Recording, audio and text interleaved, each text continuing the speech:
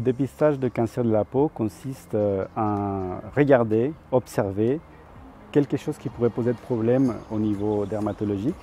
Et donc une lésion cutanée est suspecte, des fois avec un œil clinique. C'est pour ça qu'on consulte son médecin quand il y a un problème, ou alors on consulte les professionnels de santé du territoire. Il est très important de se faire dépister parce que plus vite on agit, et mieux c'est dans tous les cancers. Si on les détecte d'une façon précoce, on peut prendre toutes les mesures pertinentes pour pouvoir guérir. Dans le cas du cancer de la peau, c'est vraiment très simple, il faut se faire dépister. Le traitement, c'est juste enlever la partie qui pose problème. Et puis après, c'est un processus qui prend quelques minutes.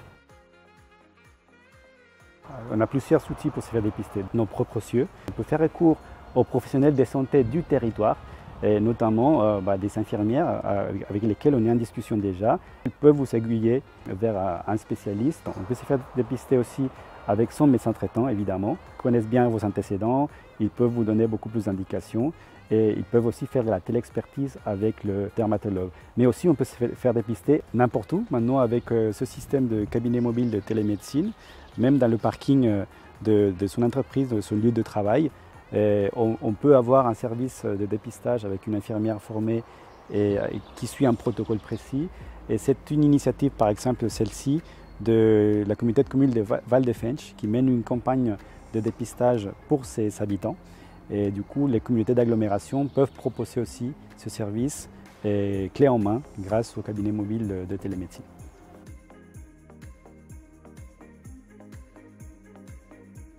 Alors il y a plusieurs facteurs. Les facteurs principaux, ça va être l'exposition aux rayons UV, donc les rayons du soleil. On peut aussi avoir un autre facteur favorisant, c'est la peau de couleur très claire. On peut aussi avoir des expositions à certains produits chimiques.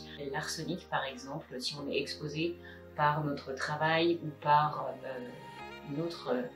un autre facteur environnemental, ça peut être en tous les cas un facteur de cancer de la peau. Les antécédents de facteurs de cancer de la peau dans la famille aussi sont à prendre en compte.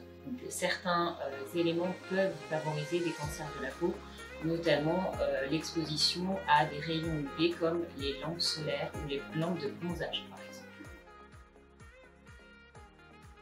Pour se protéger de ces rayons UV, il y a une seule chose à faire, mettre de la crème solaire indice 50 tous les jours, le matin, toutes les 2 heures ensuite, le soir après se laver, hydrater sa peau avec une crème hydratante et nourrissante. Pour protéger les enfants et pour se protéger encore plus, on peut mettre des t-shirts avec une matière textile qui est anti-UV, des chapeaux, des casquettes, des lunettes de soleil.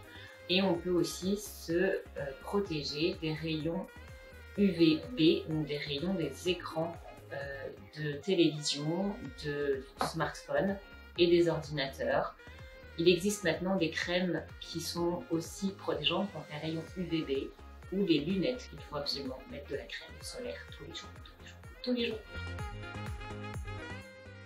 Même quand on est bronzé, même quand on a été, on a une peau mate, même quand on a une peau de couleur foncée, on se protège des rayons UV. Le soleil est partout.